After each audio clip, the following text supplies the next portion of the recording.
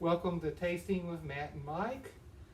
I'm Mike Veach and this is Matt Kohorst, and we are going to be tasting Indiana whiskeys today. And since we're based in Louisville, we thought we'd do this more by geographic than proof or anything. So we're going to start with the Indiana distillery closest to us. That's the Starlight Distillery over in Floyd's Knob, just across the river from us. And this is their Carl T's Indiana straight bourbon. It's a 92 proof, 4-year-old Indiana distilled bourbon. Now this is distilled at Huber's, correct? Right, Huber's. Anybody around this area knows about Huber's. It's kind of a big deal around these parts. It is an institution that's been around for a real long time. So who's the master distiller? Ted Huber is the owner. He's actually hired, he's got 2 distilleries there actually. He's got a brandy distillery and he's got a whiskey distillery. And he's hired a distiller for each of those. He oversees the whole operation. At one time, Lisa Wicker, when he first started doing bourbon, she was his distiller. Okay. Then she got another job opportunity that was paying a lot more than what Ted could afford, and she left. Mm-hmm. But then she's since left that job and is now the Widow Jane master distiller. Oh, okay. So, but she might have had a part of making this whiskey because it was about 4 years ago when she was working there as a master distiller. As a distiller. It's got a nice nose. Mm-hmm.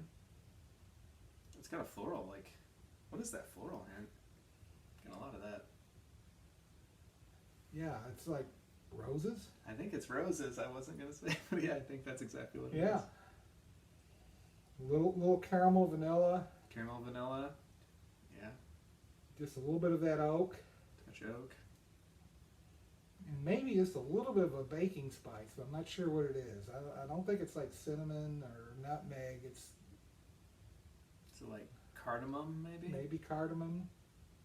Cardamom's kind of a citrusy like baking spice. Maybe that's what I'm getting. So let's taste it.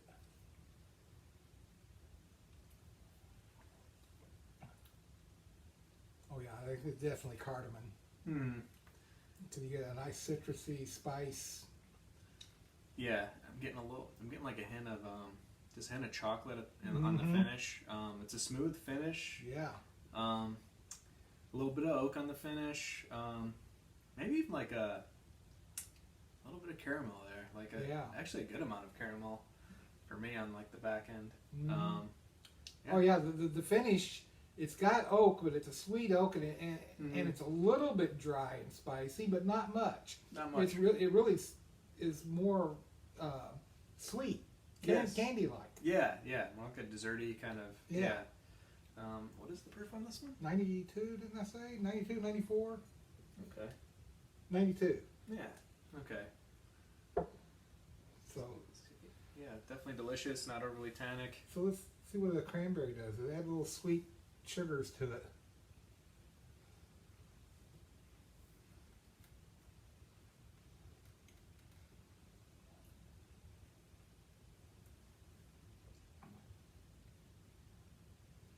Oh wow, that really brings out the chocolate. Mm-hmm. It does. Yeah. And it gives it that... Particularly on the finish. Mm-hmm. It gives it a citrus, orange, tangerine kind of citrus flavor for me. And that little bit of spice, that little cardamom or... Yeah. Yeah. Delicious. Yeah. I really liked it with that cranberry. That was really good. Yeah, let's cleanse our palate a little and try, see what a pecan does. See what tannins do to the...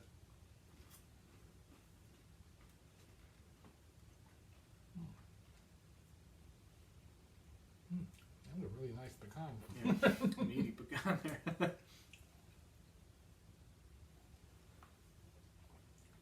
Well, that brings out that citrus.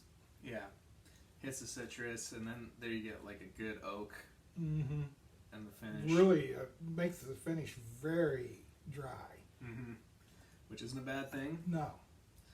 It's different. It's a pleasant dry. It's not a bitter dry. Yeah. Yeah, I think I could like this one with all three. I think so. Yeah. It's a really definitely good like change it up. Every single one changed it up considerably, but not in a a bad good way. All in a good way. Yeah. In a good way. So yeah. Cleanse my palate here a little.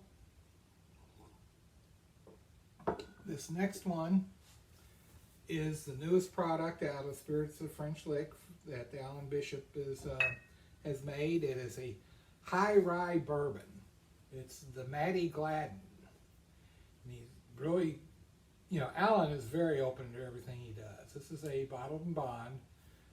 It is straight bourbon whiskey. It is 55% corn, 35% rye, and 10% malt.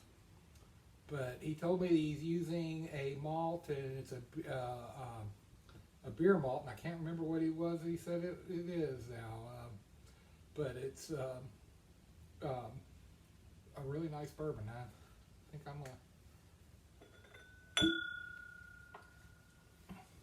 That name almost makes me think of like a Scotch or something. Maddie Gladden. Well, she evidently was a very Irish whiskey, I guess. Well, she was in southern Indiana and big in the liquor industry before Prohibition. Let's see, what does it say? She was originally from Tennessee, but evidently she ran a bordello, both in Nashville and in Chattanooga. One time mistress to P.T. Barnum and a housemaid to Lee Sinclair. So there you go. Wow. Lee Sinclair, of course, was a Indiana distiller and such. So she was a popular lady. Yes, she was. So very different nose, but very good. It's almost like a hard candy. I'm getting like some caramel and maybe a little, what do you think? Cherry, berries? Cherry for me. Yeah. Almost like a fudge, too. Like it's kind of thick. It's got like a dense. Yeah, you're getting a little bit of note of that that caramel bordering on chocolate. Yeah. So let's taste a sip.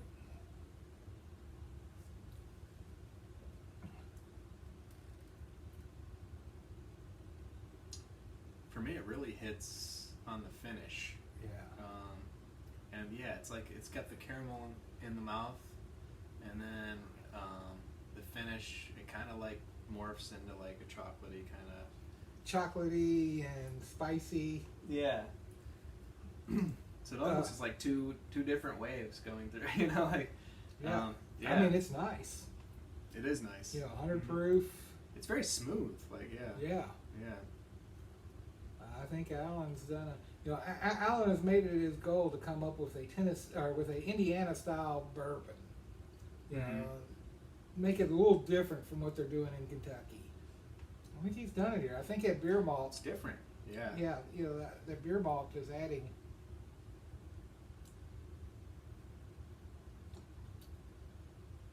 Maybe some of that caramel chocolate. Yeah, it's good, but you're right. It doesn't taste like a classic bourbon would. So yeah, it's definitely like his own style. Which it's definitely not Jim Beam. Right. Yeah. So this is what the cranberry does for it.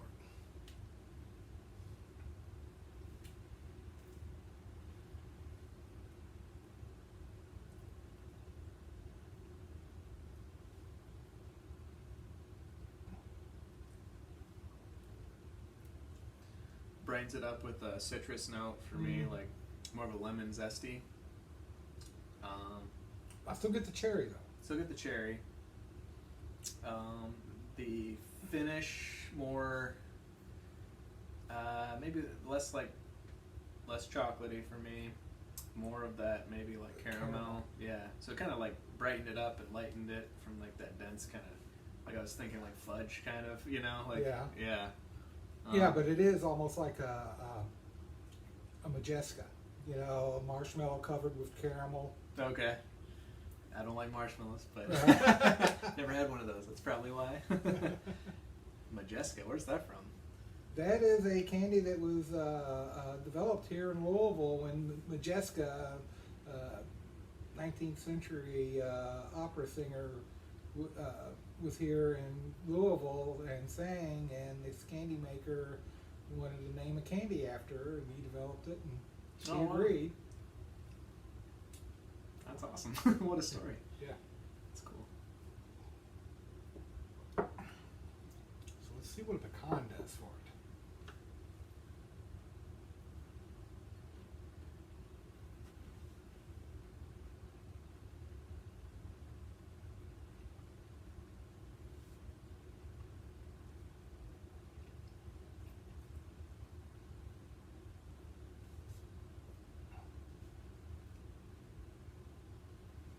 Cherry is reinforced. Mm-hmm. Yeah, and a nice oaky finish. Mm-hmm. Now I'm getting a little hint of that chocolate back in there. Yeah.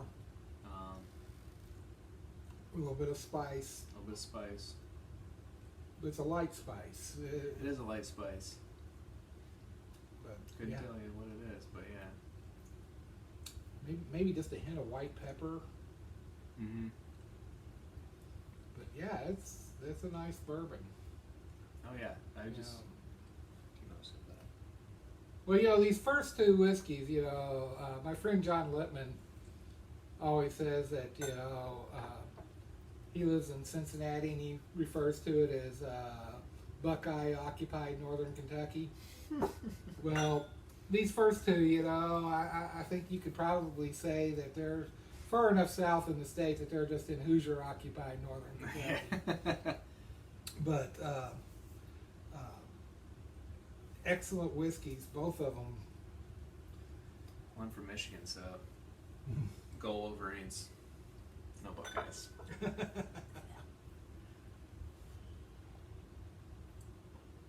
So this last one is definitely Indiana, because this is northwest of Indianapolis. It's the old 55 Distillery.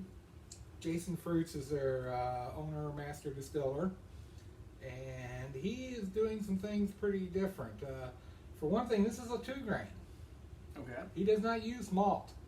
He uses enzymes for his conversion.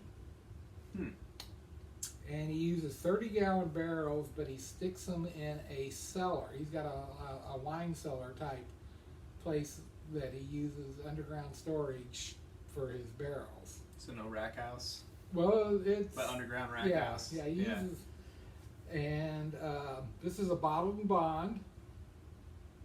This was made in the spring of 2016, bottled in the spring of 2020. All right, so good for you. And, frankly, his family's always been farmers and in the grain business. They've owned a grain elevator for generations. And distilling just was something that he wanted to experiment with, and his family agreed with him, and they've done it. So he's got access to all kinds of grain. And he does an excellent job with his whiskeys here. So is this the only bourbon you've come across that's 2-grain? I won't say it's the only one, but I can't think of any others right off the top of my head. That's an interesting concept, just using enzymes. It allows the corn to shine through. Newton. Yeah. Newtown. Indiana. It's old 55 like the road, I guess, maybe? Yeah, 55 is the road that runs in front of the distillery. Actually, has he got the mash bill back here? No, this says 100% grain. But 100 proof. Okay. Yeah, 100 proof bottled and bond. Bottom line. very sweet. Very sweet. Lots of vanilla.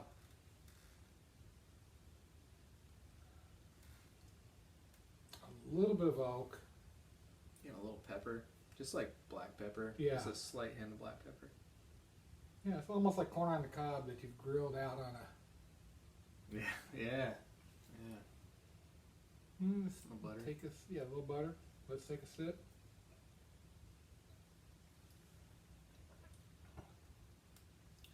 Oh, That good. is different. That's very different. But yeah. You taste the corn, but it's a sweet corn. It's a sweet corn. You taste some vanilla. You get that black pepper. A little oak.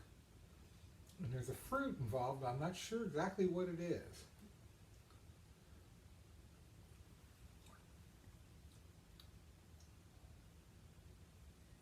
Getting like maybe like a Red Delicious. Red Delicious apple. Little apple. Real sweet apple. Mm-hmm. I can see that, yeah. But not much though. Just a hint. It's a hint, yeah. Hard to pick out. Yeah. So let's try it for cranberry and see what it does.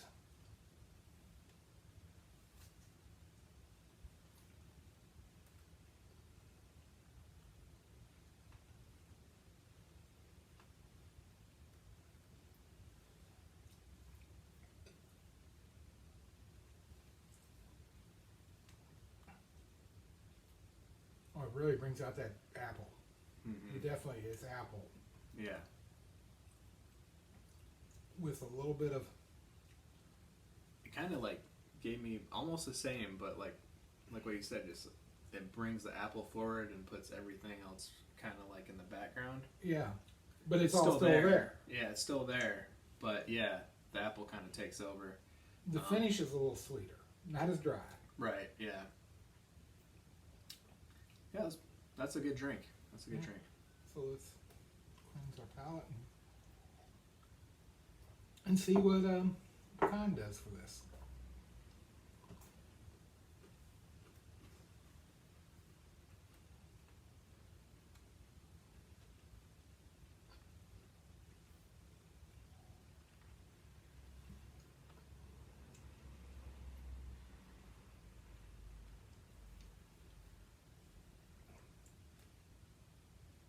Brings a little chocolate.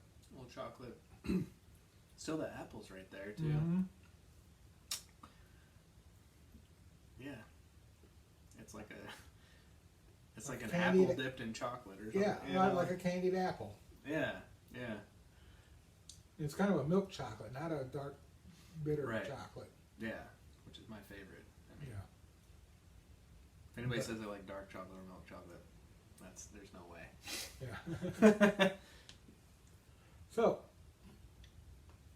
Indiana, making good bourbons. Making good bourbon, very different. You know, and it's really interesting. You know, Ted Huber, like I said, has a brandy distillery.